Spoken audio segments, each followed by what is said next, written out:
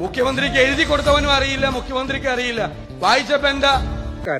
എല്ലാ മാന്യപ്രേക്ഷകർക്കും നമ്മളുടെ പ്രോഗ്രാമായ കണ്ടതും കേട്ടതും പരിപാടിയിലേക്ക് ഹാർദവമായ സ്വാഗതം.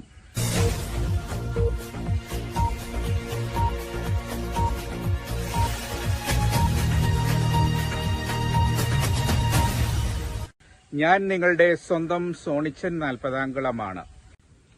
സുഹൃത്തുക്കളെ, ഈ അടുത്ത കാലത്തായി, ഈ സമീപകാലത്തായി LDFനെയും ബഹുമാനപ്പെട്ട മുഖ്യമന്ത്രിയെയും കടന്നാക്രമിക്കുന്ന പ്രതിപക്ഷ നേതാവിനെ പല അവസരങ്ങളിലും നമ്മൾ കാണാൻ ഇടയാകുന്നുണ്ട്.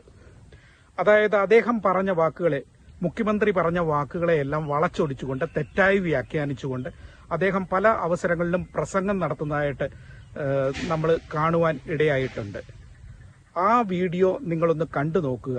എന്താണ് മുഖ്യമന്ത്രി പറഞ്ഞത്, അതെങ്ങനെയാണ് VD സതീശൻ വളച്ചൊടിക്കുന്നത് എന്നുള്ള ആ വീഡിയോ നമുക്കൊന്ന് കണ്ടു നോക്കാം.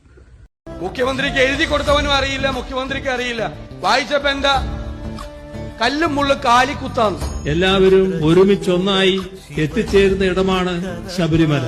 കല്ലും മുള്ളും കാലിക്കുമെത്ത എന്ന ശരണം വിളിച്ചുകൊണ്ട് കഷ്ടപ്പെട്ട് കാനനപാതകൾ താണ്ടി 18ാം പടി കയറി അവിടെ എത്തുന്ന ഭക്തജനങ്ങളെ സ്വാഗതം ചെയ്യുന്നത് തത്വമസി എന്ന ഉപനിഷത്ത് വചനമാണ്. അപ്പൊ ആ സമയത്തൊക്കെ വായനയൊക്കെ ഉണ്ടായിരുന്നു. പ്രസംഗിക്കാനൊക്കെ തോന്നണമെങ്കിലേ വായനയുടെ പിൻബലം ഉണ്ടാവണല്ലോ.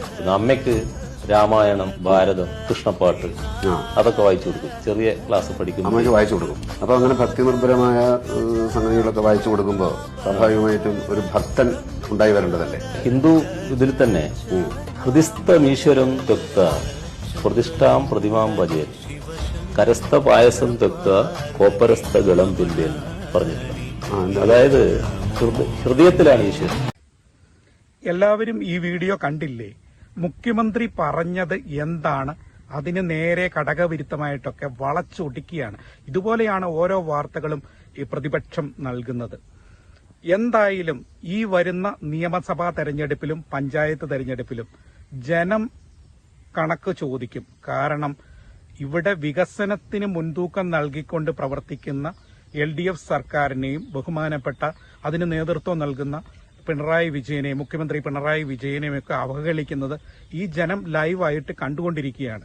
ഇതൊക്കെ എന്ന് പറഞ്ഞാൽ തെളിവായിട്ട് ജനങ്ങളുടെ മുമ്പിൽ നിൽക്കുകയാണ്.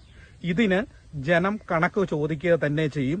ഇവിടെ LDF സർക്കാർ 3ാം തുടർഭരണം ഇവിടെ നടത്തും എന്നുള്ളതിൽ ഒരു സംശയമില്ല.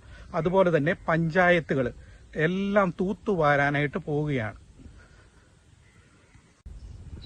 സത്യമേവ ജയതേ, സത്യം വിജയിക്കുക തന്നെ ചെയ്യും.